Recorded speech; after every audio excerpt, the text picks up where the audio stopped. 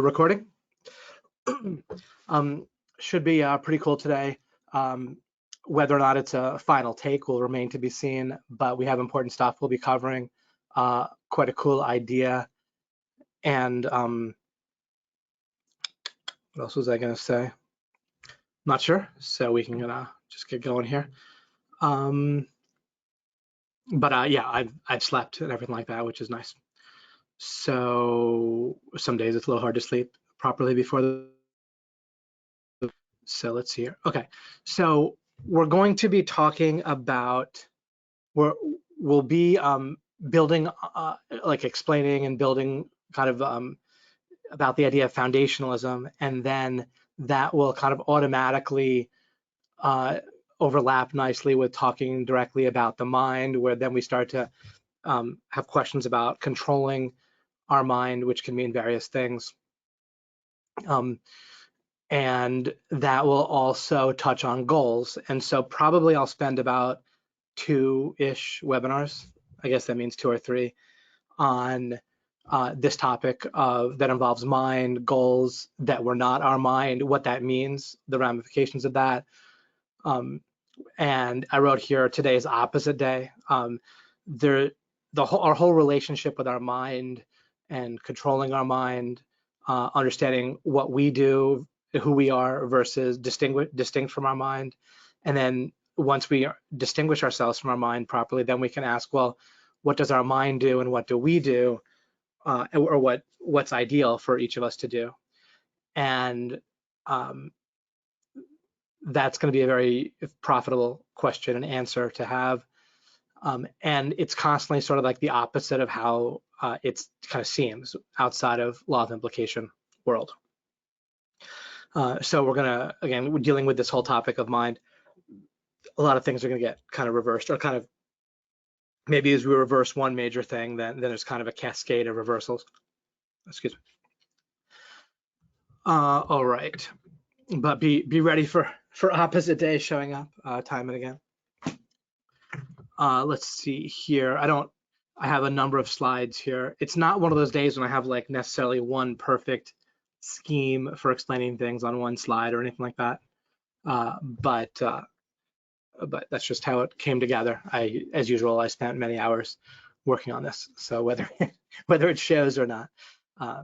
But really, as we understand, as we get more about foundationalism and frames and kind of controlling the outside frames, the outside context, for anyone that's new to, it can also help to understand even how I prepare or work on webinars, as I am working on getting that straight first and foremost. So when the kind of details happen to fall into place perfectly, then that's kind of gravy.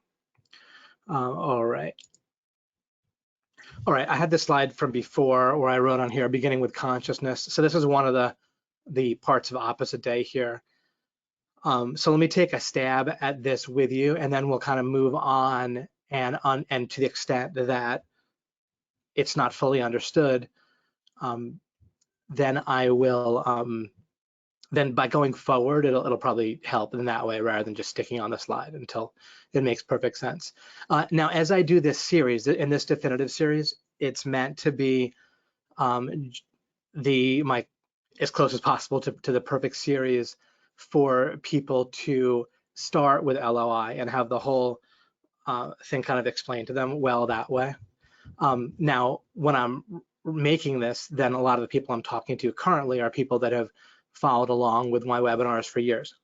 So, but sometimes I'll be making statements like this is new, but when it's new for the series or something like that. But if someone's been following along for years, but I'm in essence more talking to someone as if they're kind of being introduced to LOI with these series. All right, so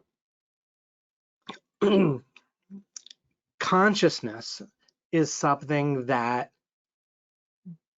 doesn't really make sense in the typical view of the world that's basically fully universal.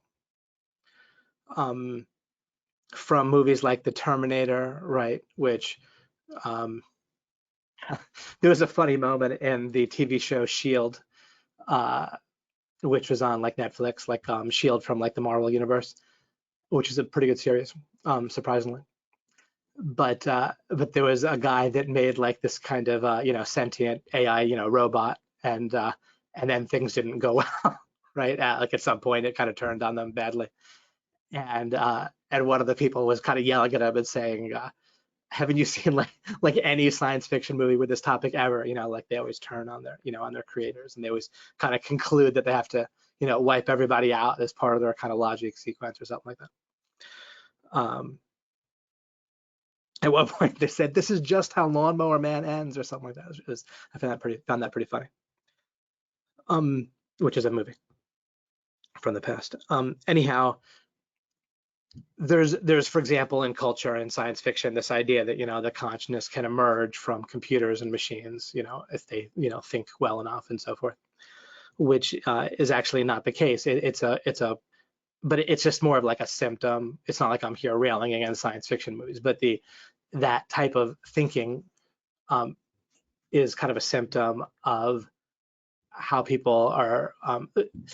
It isn't that people think wrong about consciousness. It's that once you start with the incorrect view of the world, then any attempt to make sense of consciousness by our minds is going to be kind of doomed to failure, where it's again kind of reversed. Had another thought at the tip of my tongue or mind or something here.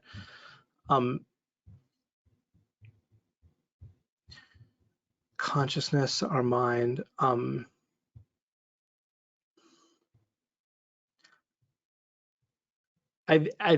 can't remember what I've alluded to in this series so far about this topic, but our mind. Let's skip forward a second and let's just play a mental exercise where we imagine, suppose our mind is not conscious at all, as I'm saying, that there's something else that's conscious, us. But if our mind is not conscious, then it has no understanding of consciousness. Consciousness is a sort of thing that if you're not conscious, you can't really represent it or process it, right? That sort of thing. Then furthermore, suppose, this is all going to turn out to be true, but for the moment we have to kind of suppose it, perhaps, because I haven't like showed you how to know it or understand it correctly or accurately yet. But if our mind is not conscious and yet it's doing our thinking, from our mind's point of view, it is itself, right, kind of correctly, but then it's thinking for us, giving us thoughts that are basically its thoughts. And so it thinks that it's itself correctly. But if we're distinct from our mind, then we're going to be in the odd position of, in essence, thinking that we're our mind, because our mind thinks it's our mind correctly. And our thoughts and feelings are, in a certain sense, coming from our mind.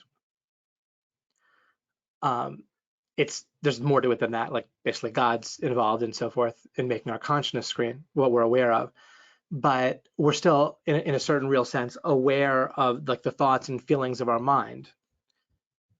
And so we're going to feel like we're our mind because our mind thinks it's our mind.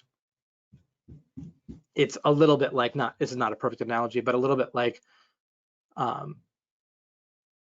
you know, like we'll identify with the narrator of a play in a certain sense, or at least we'll identify with a character, right? If we're reading a book, because to the character is correctly themselves, right? Like if there's a protagonist, especially if you're reading a book in first person, right, from the point of view of a protagonist, then the character correctly thinks that they are themselves. And then to the extent that we're seeing through those eyes, right, we're kind of immersed in the book, then we'll kind of identify or feel like we're the character. With a book, of course, it's temporary and we have a whole life and therefore perspective outside of that. So we can just kind of feel it to a certain degree and then step in and out of the book, in essence, of being kind of immersed in the book. With our mind, it's always been there, right, for this iteration of your life. And so there's never a moment when you really step out of this situation with your mind and identification with your mind. So it really feels kind of fully real.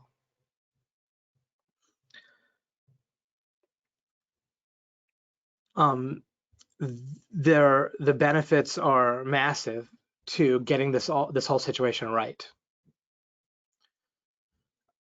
But until and unless you do have it right and you kind of see it from the fully other end of things, then I'm talking to you, trying to tell you about and show you something and lead you to kind of a realization and a whole different perspective where so much foundational about life, like day-to-day normal life is the same, but it's framed very differently, which can have huge ripple effects. Sorry, my nose keeps itching here. Let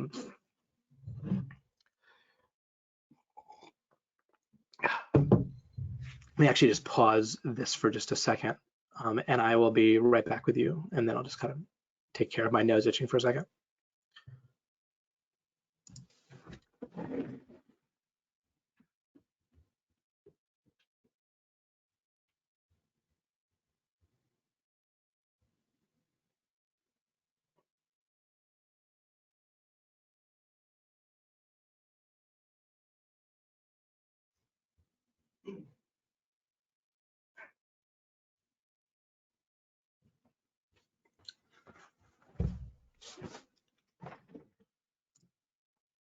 Okay. Hazards of live webinars. All right.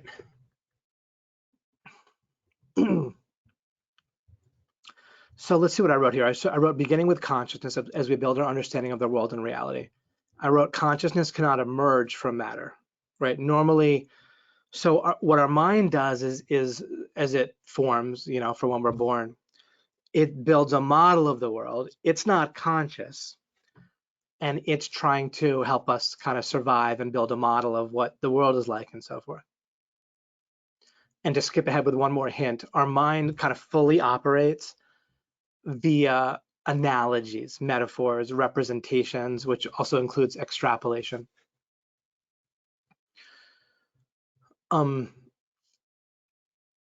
So it's busy forming a model of reality, but when our mind deals with models, analogies, metaphors, and so forth, which is all it deals in, representations, what it doesn't do is treat those as models, analogies, metaphors, representations. It treats them, its models, as reality.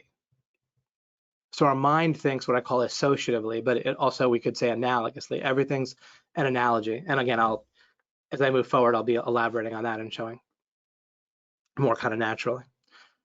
I'm trying to paint kind of a whole picture here, so there's going to be bits and pieces until it kind of comes together as a whole.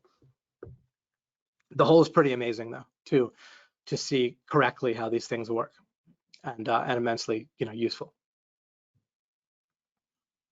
Let me go straight to one picture here with an Othello board. So this isn't a game, I don't know if I've ever actually played a full game of Othello or not, but it's kind of fairly well known. I think it's also called Reversi, maybe in Europe. And the idea is when you there's black and white tiles, right? And when you lay one, then it flips all the ones in between, or it should flip. So if I don't know, you can't really see me pointing to the screen. Anyway, I'm going on the idea that people have some basic idea about that law. You can look it up if you want to. The bottom line, the reason I bring it up is because if you control the corners in Othello, like you're trying to, like one person's playing black, one person's playing white, right? And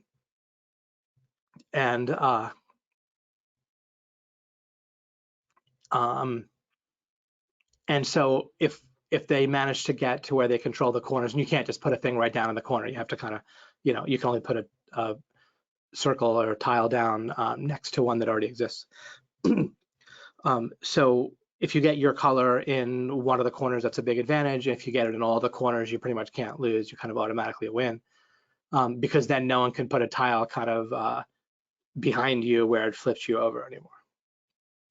So that's what it's like when you control the outer frames or the foundations or the corners. So normally when people are thinking about controlling their mind, they're thinking, it feels like we sometimes want to steer better or have more willpower and so forth. And that can be relevant because last webinar I talked about how we want to have like the foundational context in our favor, and we also want to have a sense of what competence means. And the way we know that the foundational context, or that we're fishing in the right pond, in essence, the way that we'll know that we're fishing in the right pond is if we have a sense of what it means to competently fish, where we don't have to be a super duper fisherman that manages to catch fish in a really bad pond, right? But nor are we so incompetent that if we're fishing in a good pond that we're not going to catch fish. So it's important to get a sense of what a decent, solid amount of competence looks like. And then you can, if you're succeeding, then it means your foundational context is good enough for that particular endeavor. And if you're not, then you don't want to typically struggle harder at that point, right? At that point of like general competence, then you want to operate in addition to practicing that competence. But if you're not reaching your objective, then you want to work on the foundational context, which I talked about at length last time. That was the whole topic of the last webinar. So what we're getting at with this webinar and this sub-series of webinars, and in a sense, law of implication overall too, for sure, is this idea of controlling the foundations, the corners, like in Othello. And whether or not that has immediate benefit, it has massive kind of permanent benefit, and you'll basically just constantly win, right? And functionally speaking in life, you'll win whenever it's important. You'll just basically, you'll win. Part of controlling the corners, understanding life, having the foundations, is that you're not just tilting at windmill, you're not just competing for the sake of proving that you're awesome, and you mostly just don't compete at all. I mean, for the most part, you don't really need to compete in the same way when you understand life in the right way. There might be isolated instances, but you really are rarely, if ever, going to need to compete like for things that are necessary. It might just be more of like an entertaining thing at some point. Although I tend to not find it even that entertaining these days, but it might just be a personal quirk. I don't know. I used to be really into competing. Okay. So this is what we're again, this is kind of a representation, an image of what we're working on here, and the benefits of what I'm talking about work the same way as the benefits of getting the corners in Othello.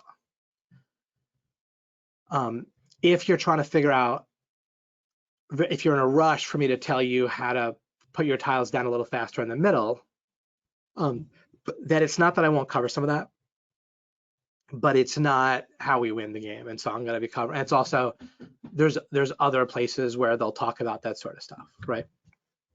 You can get more out of standard success literature or teachings or talk. Sometimes you'll filter out incorrect things they're saying, but then there'll be some correct and useful things that they might come up with that you can utilize. I might mention them quickly, but I don't have to act like it's a major deal for me to rehash those things. Okay, so that's the opposite day and then the consciousness. So getting this understanding of the whole world, not just the universe, but just existence, right? One of the very basic corners of the Othello board is consciousness and reversing how we understand the world. And another thing that we're going to ask in a slide or two or three is we can ask a cool question of, well, let's reverse the questions regarding like how do we control our mind, is if we understand how our mind controls us, then that is going to let us get things right.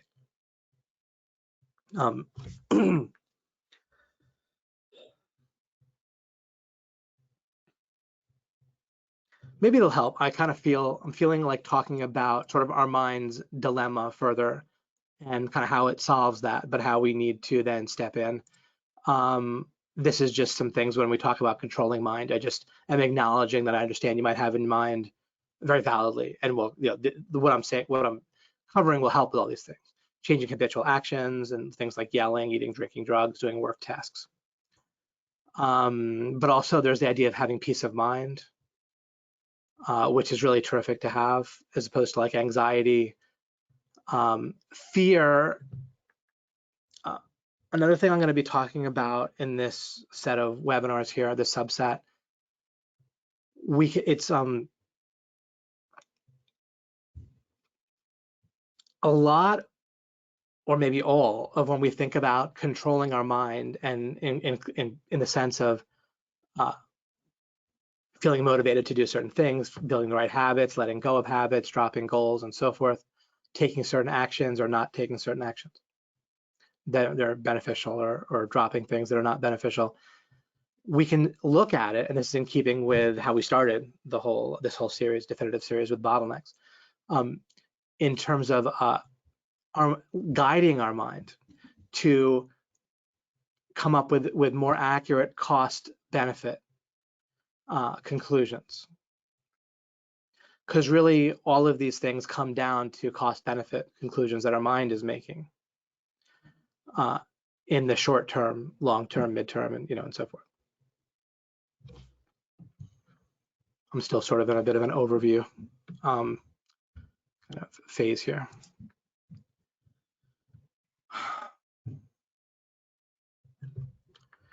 I wrote here, without law of implication, you're only able to think comparatively. And that is my term for the correct way of thinking, or the way of thinking that's gonna lead to accuracy. The other way of thinking that our mind does by default, it isn't incorrect, but what is incorrect about it, where our mind by default thinks associatively, again, in terms of metaphors, analogies, extrapolation, representations, as if they're real, as if they're not metaphors, not representations, but reality. That is inaccurate, but it's not that it's bad. What's bad is to think that thinking by analogy, association, representation, and so forth, extrapolation, is real and accurate.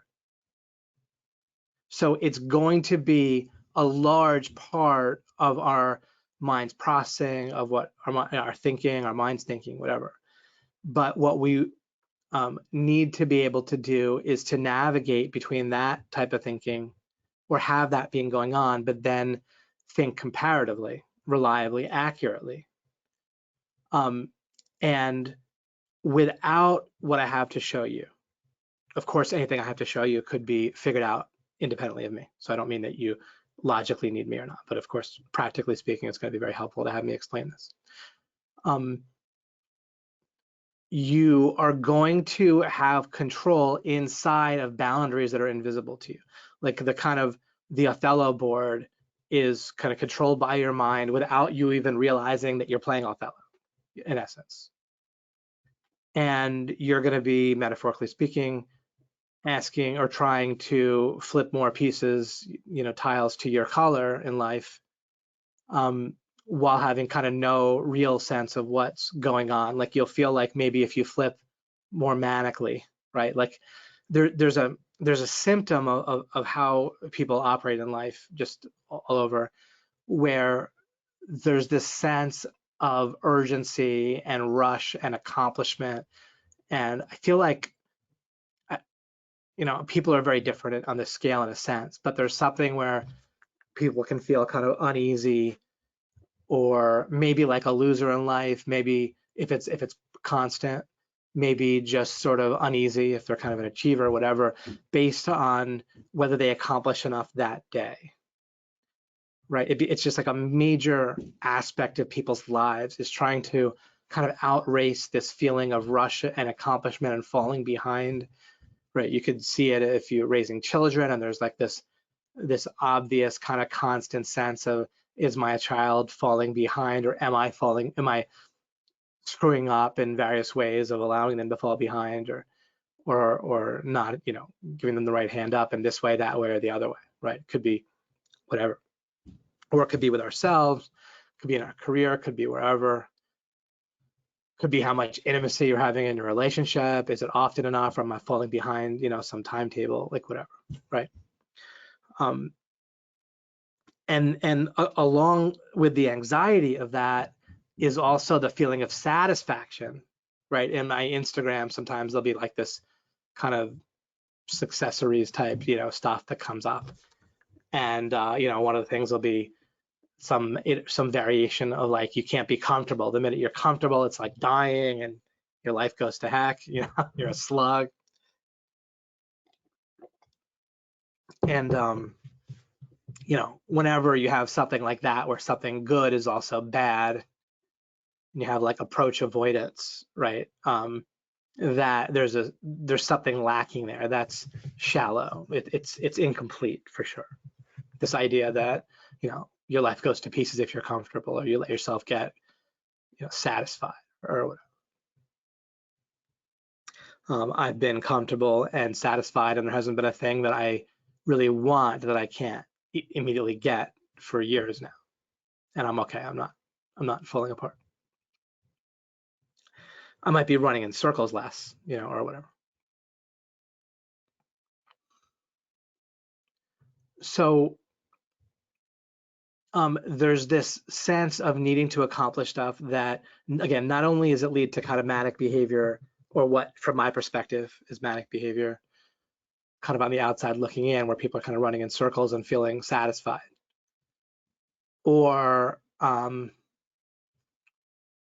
people will feel satisfied too early, or that they'll accomplish something. I think I've touched on this even in this series. If I haven't, I haven't. But where people will feel like if they've done a certain amount of work, or a certain amount of studying, or a certain amount of whatever, certain amount of stuff in their relationship, then that's enough, and they deserve their reward, right? But the world isn't such that there's this kind of universal teacher that's there, right? That kind of his job it is to give us our reward as soon as we put in a certain requisite amount of effort, right? Or this idea that if we play by the rules, then our reward should be fairly allocated by some authority figure. That's all ridiculous, right? If we think of goals as bottlenecks, then you break a bottleneck or you don't, right? You deal with a situation or you don't. You dissolve a problem or a bottleneck or you don't. And there's not some arbitrary amount of effort or accomplishment but your mind that after which you deserve to have it done, because this whole idea of deserving is irrelevant, right? But then this is something kind of our mind fabricates, as it kind of comes up with an amount of activity. So all this activity and agency that we have, or where we feel like we need to do better, what I want to do first, we can talk about how to do better within kind of when the game is kind of set for us. But much more importantly is to flip the whole fundamental context of what's going on, where you are not feeling like you're doing great or you're doing badly based on you just kind of running manically within a small area. One of the things that psychologists have kind of come to figure out over the recent decades is that, like, there was first this idea of like a horse and a rider, right? Like something like the ego and the id, or like your conscious and subconscious mind, where you're kind of in control with your conscious mind. But you're like riding a horse that you're trying to steer with your subconscious mind. But what psychologists have found is that it's much more like you're like a kind of a small rider on an elephant, right, of your subconscious mind that's pretty much deciding where you're going to go and what your opinions are, what's right and wrong, when you're satisfied, when you feel like you need to accomplish more, what your goals are, and all that. People feel like they know their motivations for various decisions and so forth, or why they picked them, but it's almost entirely getting decided by this elephant, this invisible boundaries by your mind, and especially what we might think of as your subconscious mind.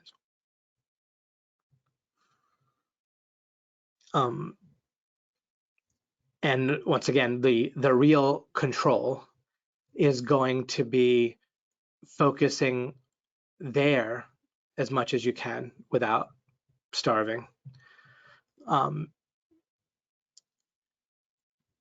And kind of getting control of the elephant, or making it so it's kind of no longer an elephant, right? But it's something else, whatever metaphor we want to think of. But where it's more like you've set the corners and the edges of the Othello board, and the roles can actually be reversed, interestingly enough, where your mind, you can be paying attention, you can be kind of steering, but in a sense, but it's a little bit more like, maybe to push the analogy here that I'm making, maybe more like something like a Tesla that can drive itself, but you still need to be at the wheel. You can just be checking to make sure everything's cool, but it can mostly take care of itself in terms of the steering, kind of inside the boundaries. But where you've set the outer frames.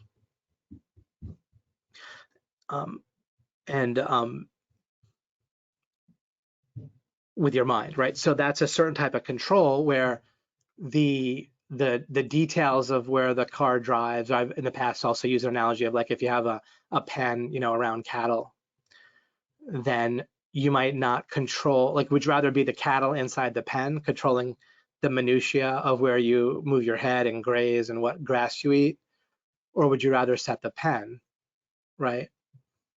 And so you're giving up a certain type of control in a sense, but you don't even have to give up control. There's just sometimes there's things that are going to pass beneath your conscious notice, and you just aren't going to control, and you can more like acknowledge that.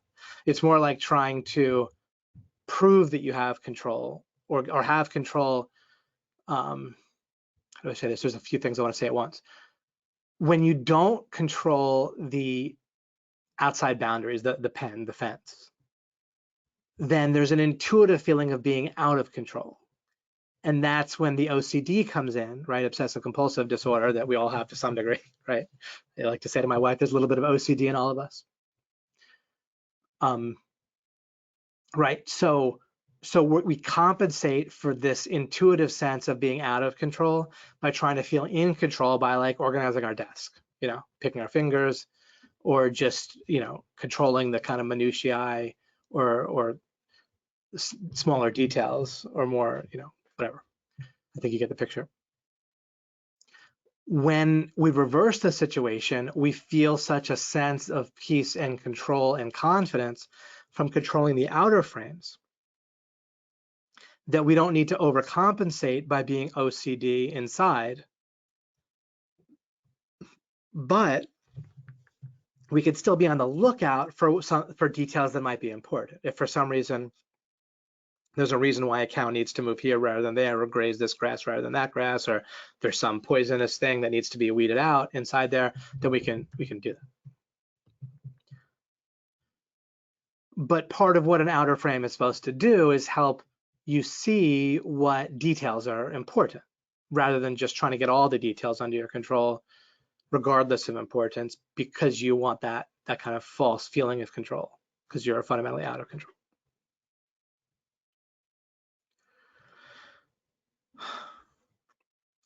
So hand in hand with this is, let's now look at things from the perspective of your mind for a moment. So your mind thinks that its job is to set the outer frames, starting from when you're an infant. And so it's trying to figure out what's going on and give you relatively minimal decisions to make, so you can focus on those decisions and make them. So in essence, your mind wants you to take action that it thinks is important, that it calculates is important. If you're busy questioning, if you're busy philosophizing, right, like questioning the outer frames and stuff, then that's gonna, from your mind's perspective, impede you from taking the action that you need to take, or from saying yes to what it wants to do or whatever, right? However exactly it works. It's a little bit like if you're doing a project with somebody and you're short on time and you need to get it done and you both speak English, then constantly questioning whether you understand the meanings of each other's English words would maybe feel pointless and frustrating, right? And it truly might be unnecessary in reality, but it just to give you a sense of what I mean is like questioning certain, so the fact that your words mean the same thing in English is one example of one of several outer frames that are going on, right? Questioning that will get in the way or delay you doing the project. So your mind kind of sees all the outer frames that way, but it's making a model of the world. Think about the world model. It's making a representation of the world, right? Your mind and including your eyes and your visual system and so forth, your brain cannot do such a thing as seeing the outside world as it is, right?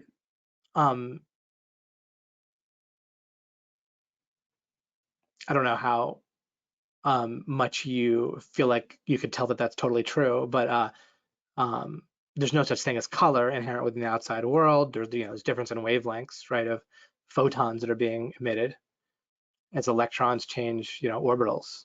That's where the photons come from, and so forth. There's your mind. One place it's easy to see this is your mind is extrapolating into the future, right, and making a model of what future outcomes or consequences might be of decisions, right? That's necessary to make decisions. But your mind obviously is not actually seeing into the future. But it can feel kind of like you are looking into the future often, right? Like all your decisions, you sort of looking in a sense, or your mind's done it for you, but you can have a glimpse of it or a feeling of it, right? Of, well, here's what the reason I'm doing this is for this region of the future, right? So you have this model that includes the future, which of course your mind can't actually see. It doesn't exist in any way. But it makes a model, a representation, or an analogy. So what I mean by your mind makes analogies, models, representations, extrapolations. What's the future? It's based on extrapolating from past stuff and its model of the world and so forth, right? So absolutely fundamental to your experience of life, including something that's fundamental to everything, which is your decisions, right? In one way of looking at life, your 100% of your quality of life coming up in the rest of your existence is going to be based on decisions that you make, right? And or at least in terms of whatever variability you can have in the quality of your life based on your input or power or whatever you can do, right? So it's going to come down to decisions. All of your decisions are reliant on seeing into the future, but your mind can't. And so it creates, again, a representation. It extrapolates to do it. It uses analogy, and including your very sense of the future is obviously an analogy because it's not the actual future. So these are shades of meaning. The word model, metaphor, analogy, extrapolation means something different, but you see how it fits all together with the same type of thing, type of process, type of meaning. Representation, right? You could say your mind creates an analogy of the future, metaphor of the future, representation of the future, extrapolation of the future, and then what was I missed one of them, right? Model of the future. Any of those words fit kind of interchangeably in that sense. Because your mind is also using what? The past, right? Right, its entire kind of construct of reality in terms of what's already happened, what it's already learned, its model of the world. So what's that? But also, we may or may not call it an extrapolation, but it's certainly a model of the past. That's some amount of modeling of the past is in your mind, right? And associations, learning, facts, etc., are all obviously analogies of the past, since the actual past is not stored all in your mind, right? So once again, we're dealing with analogy. And your mind is incredible. But what's also incredible is realizing what it can do, what it can't do, and what it actually needs you to do, and realize that until and unless we figure this out together, it's all reversed, and that's screwing you up nonstop. because you're kind of like playing Othello with the corners and the sides against you, or kind of randomly against you. It's not like everything in life is against you, of course, but without any kind of awareness or control, and furthermore a defensiveness, arrogance, and need to believe, feel that the corners or the sides are right or awesome enough or good enough or whatever.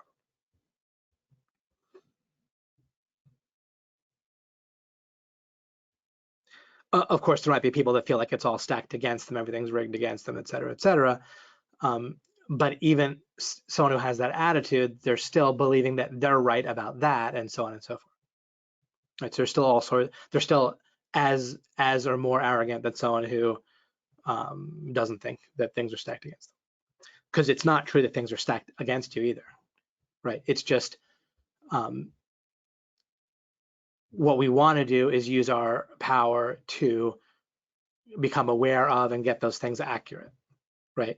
It's the how correct or not the Othello tiles are for yourself in terms of life is similar to like any analogy or model of the world or a part of the world or the future that your mind has. The inherently with an analogy is that it overlaps with whatever it's trying to represent, right? Or a representative or representation of something. And it's both similar in some ways and different because it's not the actual thing. So it's also different. And then we kind of get, kicked in the butt or screwed up whenever it's like a landmine in our life whenever there's a difference, right? And that but we think it's the same, like with an analogy or the future, past, and so forth. So we're our mind. So we're imagining what it's like to be our mind. Our mind has to create a model of the past. It needs to extrapolate and make a model of the future. It needs to make a representation for now as well. Despite not having knowledge, it has some inputs, but limited inputs of what the actual external world is like, including what other people are thinking right now, right? Because a lot of what your mind extrapolates is what the meaning is of other people's actions, communication, countenance, nonverbal expressions, words, and so forth, right? So it's coming up with analogies for all of these things, right? It's coming up with these representations that have some overlap, perhaps, maybe 0, maybe 50, maybe 70, 80%, maybe 99% in different cases, maybe exactly accurate in some guesses, or some analogies or representations that your mind makes. But it's coming up with these things, and it's thinking, in essence, that you need to have confidence that these representations of the future and the past and all these models and everything, representations it's making, are basically correct, where it doesn't, like, where it feels inefficient to question them, and then it just wants you to focus in kind of a small area and kind of work in that area and do stuff there, or kind of however it exactly works with you saying no, not saying no, right? Let's say you had veto power over your mind wherever you're kind of paying attention, then your mind would want to kind of give you veto power in fairly small areas where it might have some cognitive dissonance or be uncertain, and then but not give you veto power over its kind of fundamental ability to figure out the world. In this situation, predictably, we have this basic problem that I'm always alluding to, which is that whatever goal people kind of think that they have or think that they're trying to accomplish, they're really even more fundamentally trying to prove that they're already awesome to some significant degree, right? And they're trying to defend that they're already basically right about fundamental things and that they're morally okay in what they're doing, right? They have some kind of moral justification for their actions. They're basically good and competent enough. And that becomes a very important thing for people that we have to constantly tiptoe around, deal with, walk on eggshells, and it gets nonstop in the way of doing things like making money, having a enjoyable love relationship, raising kids, et cetera, et cetera. And it's kind of all one paradigm shift with various pieces.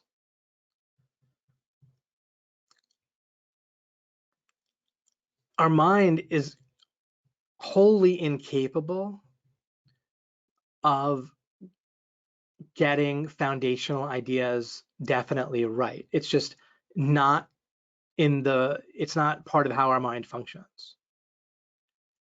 Everything about your mind functions based on this mechanism that's approximate.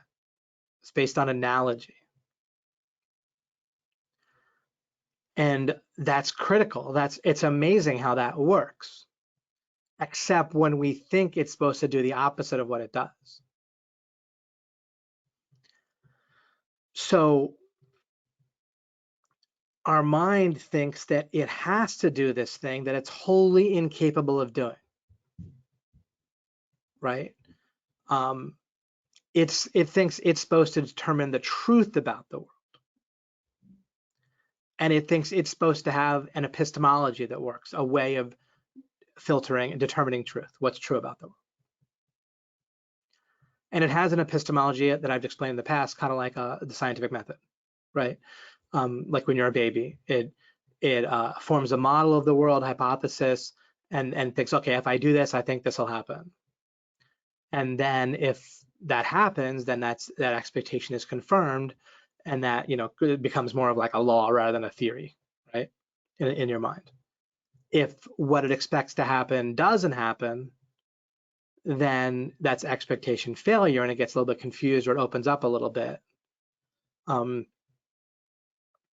However, if we can observe that expectation failure doesn't work as we might hope with people we disagree with or something like that, certainly like in politics or religious things, like if there's a doomsday cult and the world doesn't end on the day that it ends, right? Or the candidate gets elected that either they hate that they think the world's going to end and the world doesn't end, or that they think that this person's elected, thank goodness, everything's going to be wonderful, and that it's not wonderful. You'd think that that would have more of an impact, than it does. But what our mind doesn't want to do is to look at its own kind of basic ability to discern truth. So it's going to come up with justifications that are more outside of itself, more like kind of detail based rather than foundational, right? Like if there's expectation failure,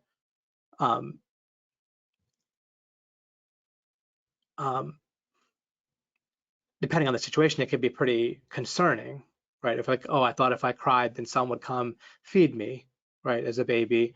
If that doesn't happen, then the world can feel very kind of scary, right? Because that's still at a time when these kind of foundational feelings about the world are getting formed, right? But then probably the mind is more amenable to changing its kind of foundational ideas when it's in the first few years, but then they're kind of set, right? And after that, explanations are more going to try to fit within that worldview, even when there's expectation failure.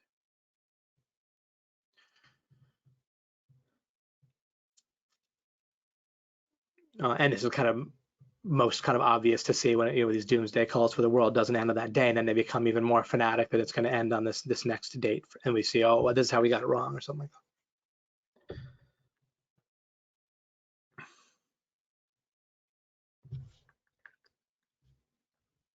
Even if someone, let's say, goes to college and kind of has a crisis of identity or belief, and they kind of reject their religion they were grown up with, that they were raised with or whatever, they still don't question their fundamental ability to discern truth. They just like, oh, I want to expose myself to different truths and find the truth that feels right. But how's it going to feel right? Because it feels right by kind of interlocking with their foundational frames, right? Their kind of basic identity of who they are. Even if they think they're having an identity crisis, it's more something on the surface. Then there's some basic aspects of identity that are invisible to them, And that's why certain truths or beliefs or religious ideas or like political ideas or whatever that might that basically overlap. These days, religion and politics is kind of they kind of blend together so completely, right? To whether they're basically one and the same type of thing. And so, there's morality, everything, with politics and with religion. They have kind of all the same qualities. Right? And so people are going for like, try to figure out what feels right. But again, it feels right because it's like a jigsaw puzzle piece fitting into something invisible that they already have. They don't question that. And questioning it, because how would they question it? Because the fundamental meaning of questioning means to see what fits in with this invisible frame. You see, like, so they can't question the invisible frame itself because they have no mechanism for doing so that they're aware of. They do have one, but their mind doesn't. And it defends, right? Keeps that invisible, that idea. So our mind thinks it has to do something that it doesn't. I've seen this where people think this, where they think that they have that it's on their shoulders to accomplish something or take care of something. And it's not something in their core competencies. It might be in my core competencies. They might have other very powerful and amazing core competencies that they're good with, but then it's kind of a difficult cycle then for them, right? If they feel like it's on their shoulders when it doesn't have to be, but then it's also something that's not their cup of tea. And that's the situation our mind finds itself in, because it can't determine truth of these fundamental frames, because its only mechanism for determining truth is to compare things with its most basic frames of a model of reality. So it can't question the like the kind of the deepest parts of the model itself. So it's not aware of you in the sense that your mind doesn't understand you because you're conscious and it's not conscious. You can go pretty far towards understanding your mind, weirdly enough, but your mind isn't going to understand you, and especially not without this talk that we're having. That's not going to generally happen, as you'll see when you talk to other people, right, or look around and see other people that aren't yet aware of law of implication.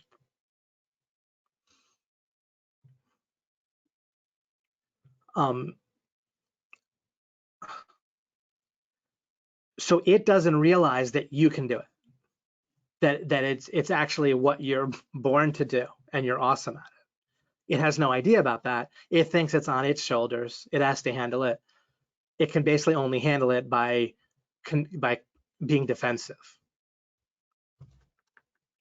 And so this is the human condition. This is the secret to failure, right? So the secret to success ends up being understanding what I'm talking about here, but only because we're kind of starting with a secret to failure, like this kind of everything's designed fine, but we just need to realize this.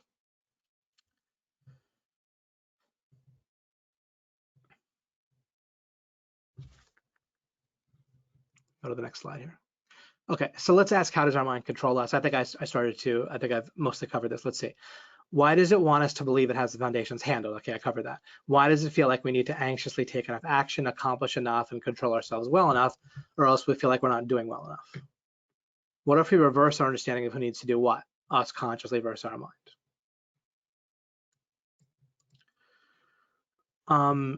Then I wrote this. You can actually understand control and communication with your mind. That this sentence is written in such a way that if you accent it wrong, you can get confused by it. But you can actually understand control and communication with your mind to be this. So you can understand control of your mind, and also you can understand communication with your mind, both control and communication regarding your mind, to be leading your mind towards better cost-benefit conclusions. Yeah. As a suggestion, when in doubt, it is likely best to make decisions. Okay, yeah. All right, well, this slide actually will, let me, I don't want to, this will interrupt where we're going here. I want to show you, I want to at least take a stab at addressing what I keep on kind of teasing. I'm not trying to tease anything on purpose, but But the natural question I'm leading to is, well, all right, David, I hear you. I want to reverse things. How do I, set the corners and so forth?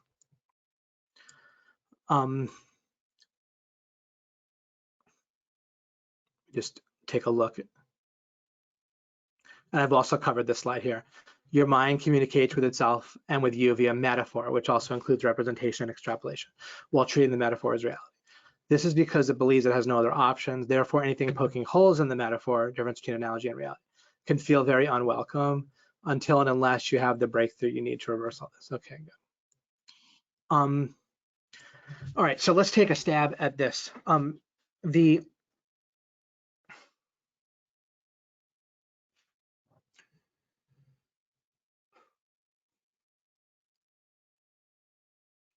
Let me put this original slide up where we talk about beginning with consciousness.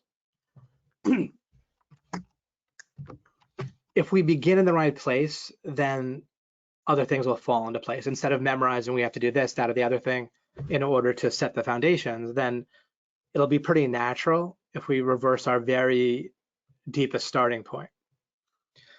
So instead of thinking that there is a earth out there, right, with hard stuff in it, and sounds and sights and so forth, and a body and a brain, and then the consciousness sort of came out of that, and then we wonder, oh, is this conscious? Is a dog conscious? Is a tree conscious? Is this conscious? Can the Terminator become conscious? Right, whatever. Instead, and then acting like feeling like that, that's a philosophical question. I mean, in a sense, it is. I don't mean to mock it. It's just that you're never going to find an answer. So that's why people feel intuitively to some degree like philosophy is kind of tilting at windmills, right? It's kind of not really something that's going to get you ahead very far. It will get you very far ahead, but only if you start in the right place to start with. Let's imagine instead that fundamentally there is your consciousness field. And if you don't want to be fully self-centered, you can quickly understand that there's a whole bunch of other consciousness fields, right, or screens. So what do I mean by this? We don't even really have a great vocabulary for consciousness and what I'm talking about. Your consciousness screen is whatever you're aware of. We could say aware of in the moment if we want to. Again, there's not like a perfect language to say this, but but we don't really need language so much as just to see how the opposite can't work until we like. If you're trying to figure out what's in your consciousness screen, things that you're not directly aware of are not in your consciousness screen, right? Whenever we're trying to figure things out, we can always try to look at the opposite. What we can realize, right, the kind of mental process or proof of doing it where we do things correctly from the scratch is to start with this kind of glimmer that we're aware of stuff. And if we kind of create this phrase, consciousness screen, let's just say, all right, I'm aware of something. I feel like I see stuff. I feel like I think stuff. I feel like I can remember things. I feel like I can have thoughts in my head and I can hear stuff and feel emotions and so forth. So I have this conscious experience. And here's where we can do a check where we're neither aware of nothing. In other words, aware of nothing would mean you're aware of nothing. So your conscious screen would be fully blank. We wouldn't be able to talk right now. You wouldn't hear anything, any words, and you wouldn't feel any meaning because you would be conscious of literally nothing if you were conscious of nothing. Okay, you for all intents and purposes wouldn't exist because you're conscious of nothing. There's no point, no purpose, no nothing. So you have no awareness. That's not the case. So you're aware of something. So that leaves either you're aware of something or you're aware of everything. Either omniscient or you're not. I mean, we can, if we want, we could just immediately discard omniscient, or you could think of any question that you obviously don't know the answer to. How many hairs are on your head, whatever. And you're not aware of everything, of course. right? We're not even close. So so that means you're aware of something. And it's a little vague because it's neither everything nor nothing. So it's somewhere in between. But whatever confusion or questions that might come up about what we're aware of, we can always step back to a permanent foothold that we now have. And this is where I admonish you, warn you, to value any foothold and the poison to thinking accurately from scratch, from beginning in the right place and building from there. The poison to that is not respecting any particular foothold or piece of knowledge because it doesn't give you enough answers, or it doesn't seemingly address your immediate needs or anything like that. It's not good enough, right? That is the poison. So if ever you start thinking that, at least hear my voice in your head scolding and admonishing you that that's poison. And instead you want to be thankful for any foothold that you have, because any foothold is going to give you a solid foothold for the first time ever in your life, basically, if it's your first foothold, and then you can only build from there. And there's plenty more footholds. But each time you need to respect them instead of feeling like, oh wait, that doesn't solve all my problems yet, that doesn't make me a multimillionaire yet, et cetera, et cetera. Where's the sex, right? It's all on its way. But the Othello, and the Othello mental image is a foothold. In and of itself, that conveys an important truth, right? It's a representation in one sense, but the representation contains a truth that I think you can see kind of directly, that's full and real, of this idea that, at least in the game of Othello, if you control the corners, and secondarily, if you control the sides, then that's a big advantage, or it's more important, right? The closer you get to the sides, the kind of better off you are in a certain sense. Although if you lose the side, like any of them, then that doesn't really matter if you're one away from it, because now you don't have the one away from it either, because your tile flipped to the other color. So we have the Othello foothold, right? That sense that, okay, I might not kind of know where David's heading completely yet, but I get the idea that if I control the corners, then I can win an Othello, and I get how that might apply to life. Well, that's a foothold. And so respect that, be thankful for it, step back to it whenever necessary. Furthermore, as we start to think about what we're conscious of, it's not an easy question. And we might find ourselves getting a little bit confused or just have a number of more questions. But as we do that, we can remember, we can step back to say, well, hold on, I know I'm conscious of something. Now, if someone were to ask, well, how do I know that it's like me that's conscious or something like that? Well, then what you know is that if there's a consciousness screen, then something's experiencing it, right? Like you're experiencing the consciousness screen. So something's experiencing the consciousness screen. And so now we've built the definition of you, and as far as I'm talking. Obviously, the word you or I, me, my, right? That's depending on the context.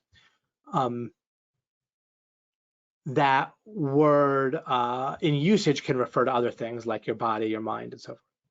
But for the sake of building this idea of how reality works, if you're trying to do the opposite of building wrong, right? We're like, all right, David, I hear you. You tell us that we're not supposed to start with matter, and the earth and the world and so forth. Our mind and body is kind of basic to existence. And so I'm trying to do what you're saying, David, and build from consciousness.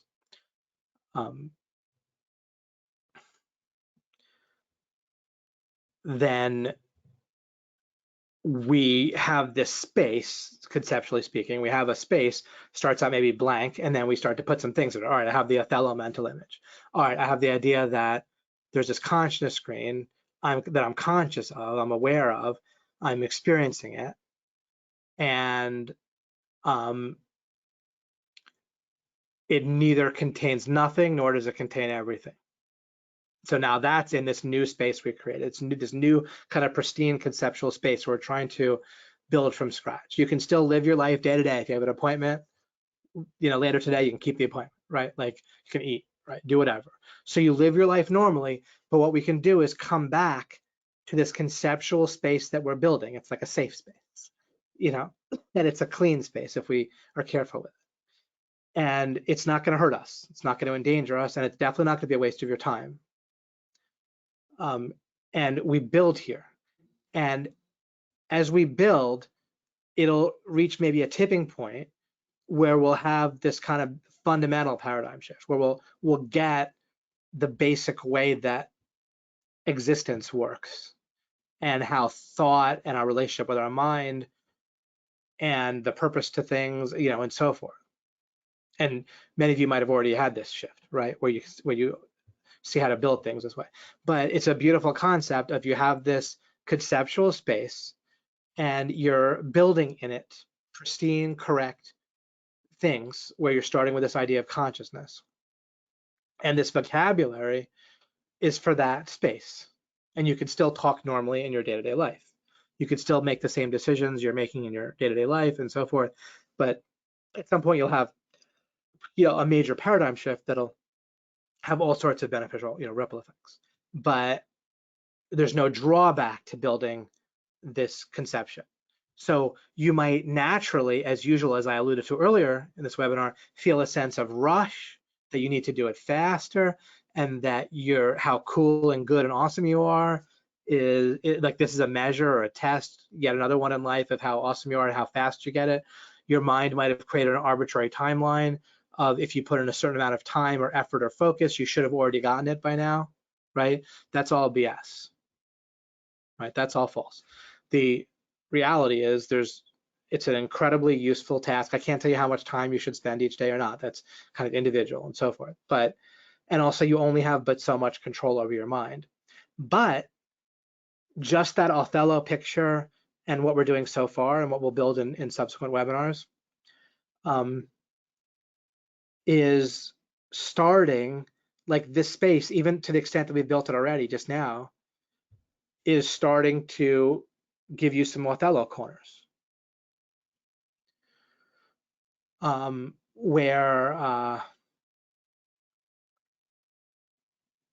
that going with this? I don't know, it can already begin to either color things or itself, it can already start, I know what it is, it can already have one ripple effect of making this task of building in this space a proper conception of reality, and just bits and pieces like footholds of understanding reality and your relationship with your mind, and therefore your power, and therefore your ability to control your mind in a way, and peace of mind. It's going to make you more attractive, more influential with other people, et cetera, et cetera.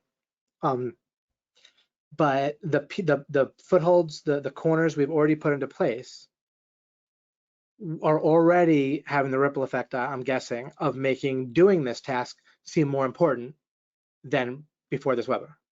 You see, which is a huge deal, because if doing this feels important to do sometimes, I don't mean important like it takes over your life or you do 10 hours a day or anything like that, but more important than like a goose egg from before, then that's a massive benefit over time.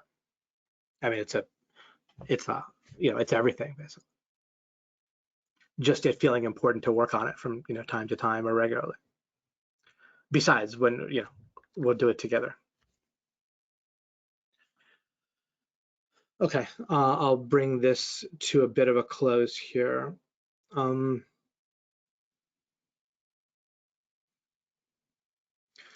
let's see if there's anything more we can lay down here in the next few minutes. Yeah. Another very important aspect of our conscious experience, our consciousness screen, is that it has a variable quality to it. And this is, again, like a radically important idea that kind of, if it didn't exist, nothing would matter. So when I say a variable quality, I mean that you experience relative goodness and badness and which is the basis for all of your decisions, right? Whether or not a decision is made well or correctly or wisely is besides the point. There wouldn't be even a concept of decision making if there was no, if in your conscious experience there wasn't a variable sense of goodness or not. Do you see what I'm saying? Because imagine if everything was literally neutral, no matter what happened to you or in your conscious field, it all felt exactly the same in terms of how good or bad it was. There'd be no such concept as good or bad. Nothing could make you feel better or worse, or other people to feel better or worse. So you couldn't hurt or help somebody. Nothing you did could harm them or, you know, benefit them. So there'd be no reason for anything. The reason for anything would be flipping that around. The reason for everything, the reason for any power that you have or the exercise of your power, your will, so to speak, or whatever, is the purpose for literally anything, any creation, the purpose for your mind, anything you make, anything that's in the world that's made by God, which we'll get to. After we do the mind and goals, then we'll do a sub series of videos with knowing how to know and think accurately, and knowing that God exists. Okay, we'll do that next. And that'll be a good YouTube title. So when people in the future search for how to know whether God exists, then we can SEO up my video. But so the topic right now is this variable quality of your experience. It's so integral to your existence that you take it for granted, but we need to notice it for a moment. So the idea then of goodness is inherent to your consciousness screen. It kind of resides in the variable quality of goodness in your consciousness screen. Your mind, very importantly, an important piece of the puzzle for all this is that your mind, because it is not conscious, it needs to, again, I believe I've alluded to this in the definitive series, but now it fits in importantly well, and we're kind of building it in the proper place. Your mind extracts consciousness from its model, from its concepts, like powdered milk, extracting the water from the milk. So it has to twist any concepts that inherently can't be understood without consciousness. It has to twist them into some version that kind of can be stored or processed. We might not want to use the word understood, but your mind needs to work with, or to the extent that your mind thinks it needs to work with these concepts, like good or goodness. It needs to twist them actually out of any recognition in a certain sense. What you can do is get used to having a sort of placeholder in your mind with these concepts where you then stop and put and kind of fix the meaning when you're trying to think about things, and do your planning and so on and so forth. And with each individual kind of instance, you'll kind of only have to do it once. Like you'll get various ideas in place in frames and you'll figure things out, and then you in a lot of cases won't be able to unsee them. Maybe sometimes you'll need to have some repetition or integration that takes some time to get something kind of worked into your mind. Other times you'll kind of see something in a certain way, have a paradigm shift, you won't be able to, you won't really unsee it at that point. But your mind changes the idea of goodness, and a lot of you know how to complete this sentence, this point, and into that which is perceived, like extrapolated, right? That your mind's model associates with furthering goals. So good ends up being to your mind, and then therefore you feel it like it's true. You feel like, oh, that's good. But what the meaning of good is in that case, or most every case, until someone understands all this, is something that furthers goals. So a kid will literally be good if they're acting in a way that furthers their parents' goals. Now, their parent might have goals that are the parent's best guess, analogy, extrapolation model of what is, good for the kid long term, whatever, right? So we have the word good again. But so I'm not saying that the parent is just like purely using the kid like a slave in what I'm saying, but still a parent will have goals. The goals might be out of a certain kind of the best people's minds can do when they don't understand their conscious idea of love for their child. But one way or the other, good. And so what happens with children is important because we were all children and our psyche got layered, right? Like the foundational layers got kind of set when we're kids. And so we'll have this sense of being good or bad based on all sorts of little minutiae that ended up being kind of like, now as an adult, like kind of metaphors or analogies or extrapolations from our parents' goals that involved us and whether we were acting in perceived accordance with those goals. So again, good, you'll feel like people are good if they're behaving in a way that gives you a context or either directly or kind of contextually is in accordance with your goals. But the actual meaning of good has to involve consciousness, and good, and now we have an issue of what good's modifying, events or thoughts or ideas. I could say bad ideas are ideas that are inherently contradictory, right? Because ideas that are inherently contradictory, such as a representation or analogy that your mind makes, that your mind says this is reality, when in fact it is not reality, right? If an analogy is similar to but different from reality, or a representation is similar, different from reality, then it isn't reality, right? A representation of the future is not the future. If your mind says it is identical to the future, it's representation of the future. If it says it's identical to the future, then that's a contradiction, because it is not the future, even if it is similar to the future. Something that is similar to something but not the same is not the same. And to say it's the same is a contradiction. To believe it's the same, etc. To think as if it's the same.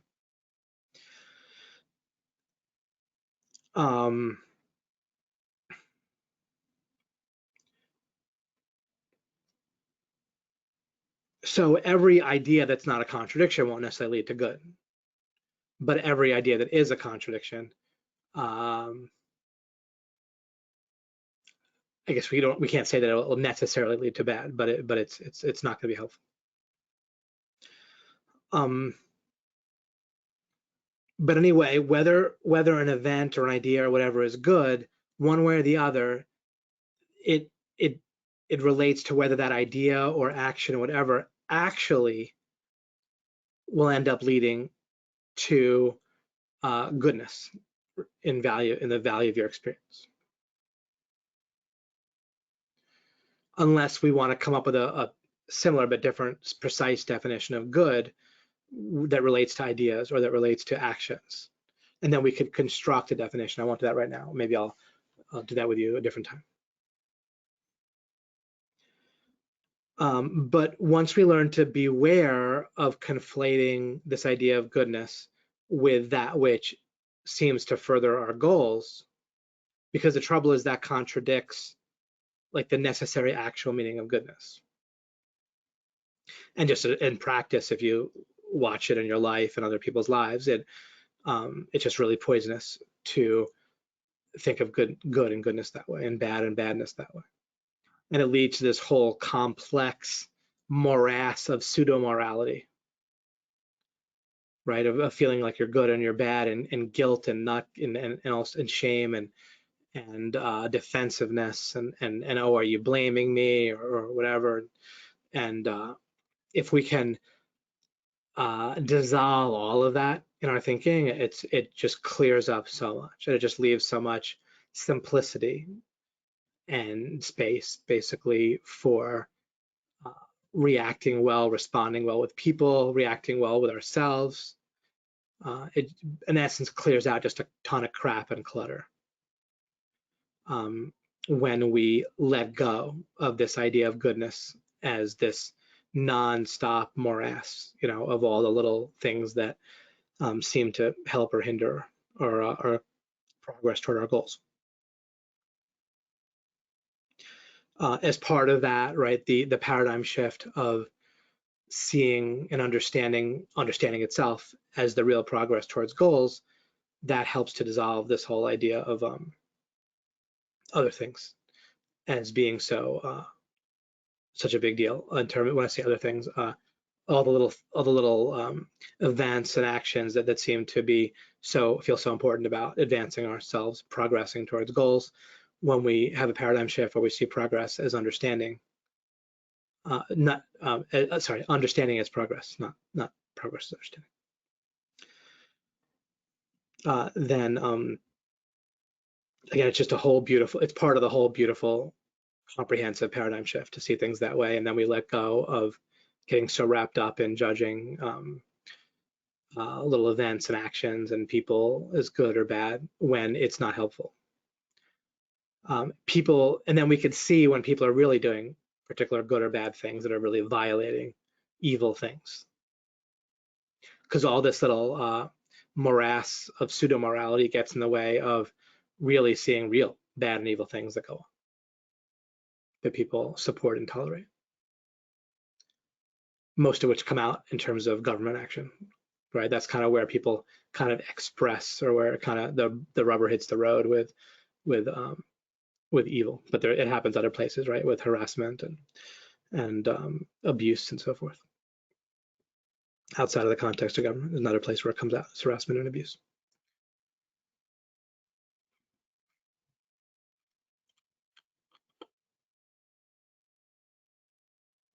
Breaking contracts, right? Lack of integrity in business situations, another place where it comes out. Like real morality, rather than all the fake pseudo morality that people get, that blinds them to real important morality that really matters in terms of real life, real experience, real goodness.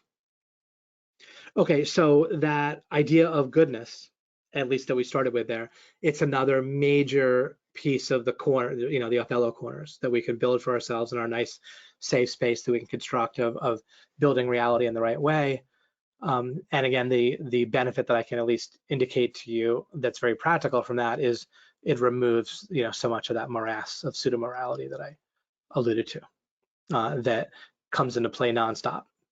And then if we can eliminate, at least from ourselves and ideally over time with other people, the crazy defensiveness all the time to that when we need to kind of correct more foundational ideas that people have just because it's practically necessary in a context of doing a project together or whatever, it'll be very practical and wonderful to not have to deal with the defensiveness there. Like between Mike Long and myself, who we work together in business, of course, as partners for years and are very close friends. My closest friend, of course.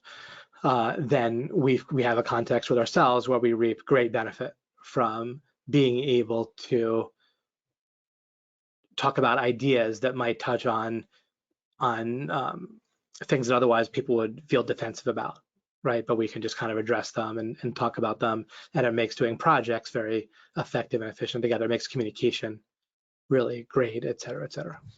And we work in just like amazing harmony because of that. So relationships like that have that, it's terrific and very practical.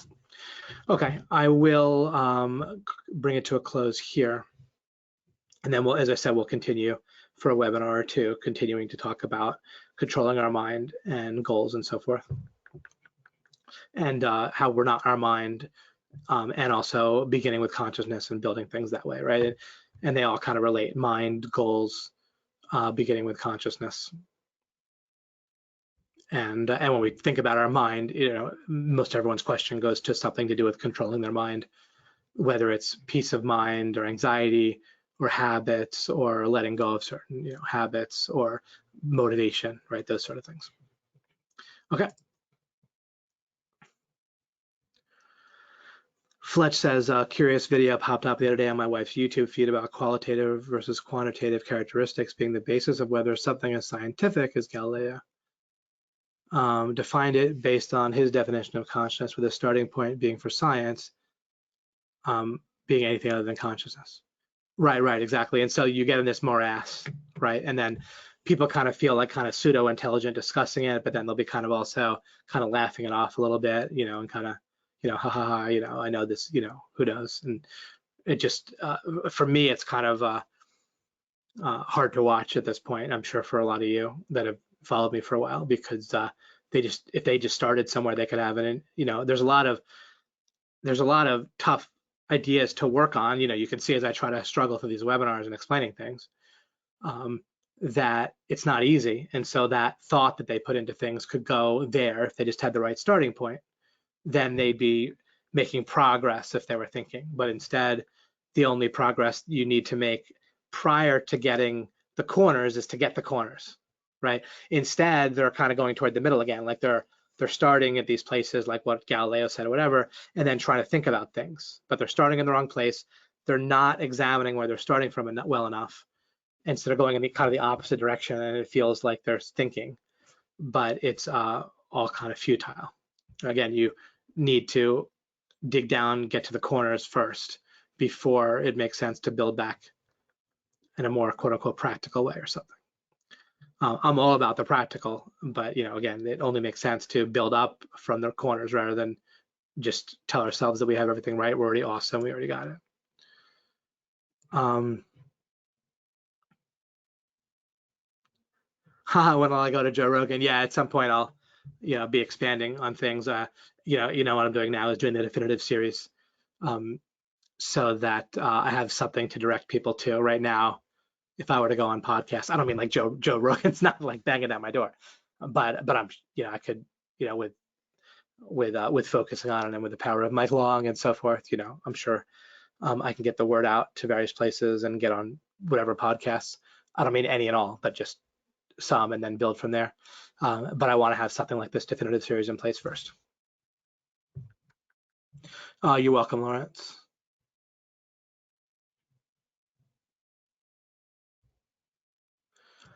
And of course, my comments that I made have nothing to do with the actual podcast, the actual discussion, because I haven't heard it. So I don't mean to be judging the actual discussion. I'm just kind of talking generally. You're welcome, Ashley.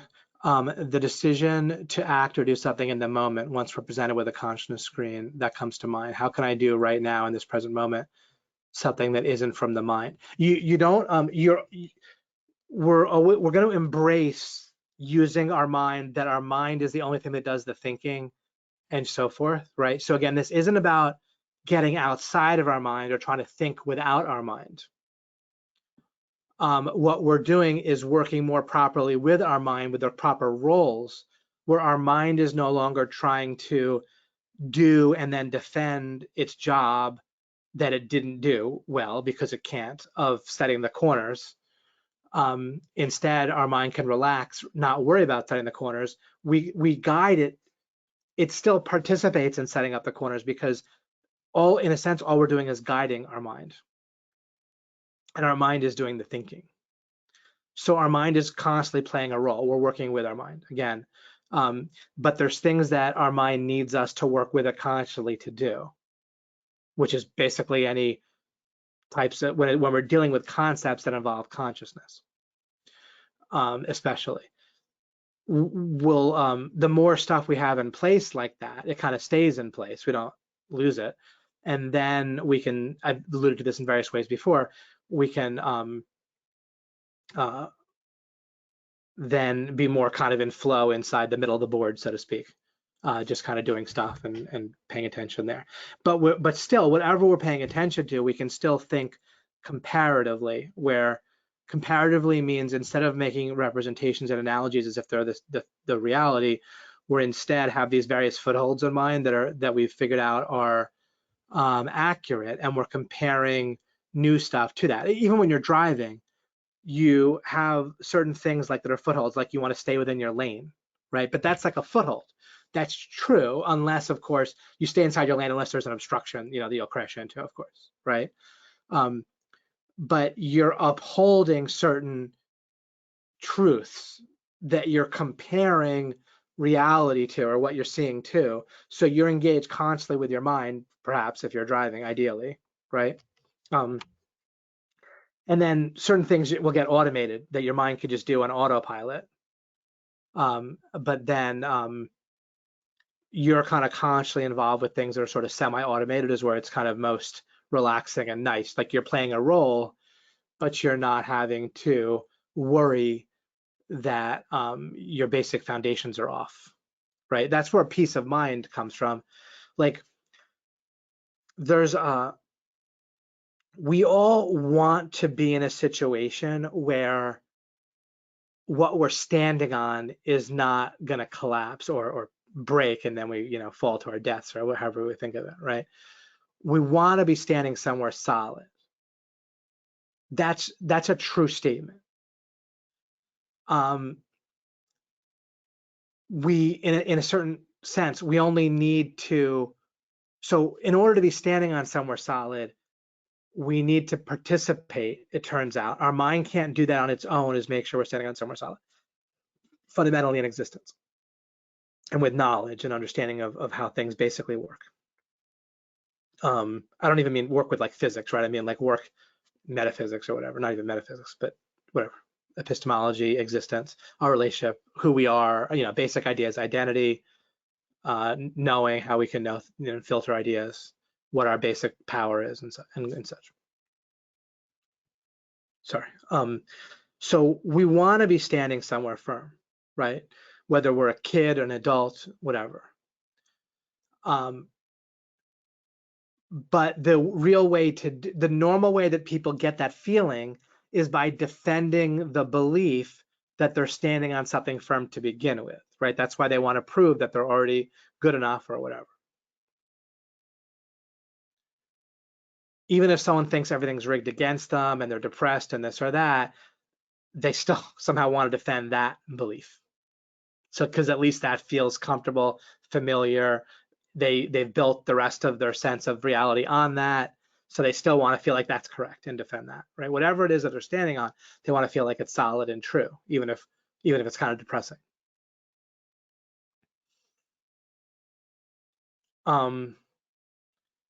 So it somehow doesn't occur to people that the actual way, and the reason though it doesn't is that their mind is not capable of doing it on its own, and so on and so forth. But somehow they don't work with their mind consciously to realize that if you tug at any one thread, you'll always get here. But somehow people aren't tugging in that way. But the way to be standing on something solid is to have a way to figure out whether something's solid, right? Epistemology, the way to know what's true. You need that first, and then you use it to figure out if what you're standing on is solid, or to construct something solid to then stand on. A correct understanding basically of the world. But the most fundamental thing to stand on is the ability to discern what's solid to stand on, right? Again, epistemology, knowing how to know, how to distinguish, which is different than a feeling of certainty, of course. But we all want that, and we need it. And when we have it, it's a different game, right? Life is different.